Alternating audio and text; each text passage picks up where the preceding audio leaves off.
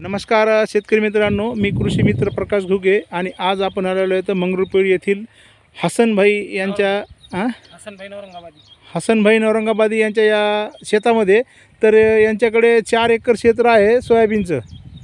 तर हे आपले प्रॉडक्ट वापरलेले आहेत, तर हे यांच्या तोंडून सांगतील की कशा पद्धतीनं यांना रिझल्ट आला आहे आणि काय आपल्या पीक प्रॉडक्ट वापरल्याबद्दल बदल कसा झाला आहे. तर नमस्कार, तुमचं नाव आणि गाव सांगा आणि आपले प्रॉडक्ट वापरून काय. नाव हसन औरंगाबादी. मी दरवर्षी शेती करतो, पण दरवर्षीपेक्षा यंदा मला चांगलं वावर दिसून राहिलं. साहेबाचे जे प्रोडक्ट आहे ते वापरून राहिलो मी. दरवर्षीपेक्षा माझी तूरही वाचली. तूर वाचत नाही कधी. तूर बघू शकता तुम्ही, अशा क्षेत्रावर तूर आहे. तर तुरीचं या पिरियडपर्यंत तुमची एकही झाड राहत नाही. या पिरियडपर्यंत माझी तूर सबन जळून जाते. पण हे साहेबाच्या प्रोडक्टच्या याने एक ड्रिचिंग केली आणि सोयाबीनला पेरताना पण आपण कमी खतं दिलेत. हो, सोयाबीनला पेरताना फक्त 2 पोते खत दिले साहेबांनी जे सांगितले.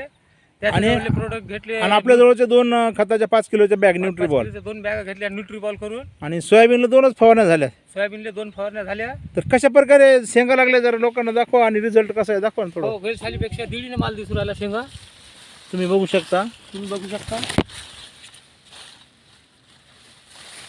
अशा पद्धतीनं. आणि जमीन काय एवढी खास नाही, पण त्यावर असं या प्रकारे चांगले रिझल्ट आले. तर इतर शेतकऱ्यांना तुम्ही काय सांगणार आहेत.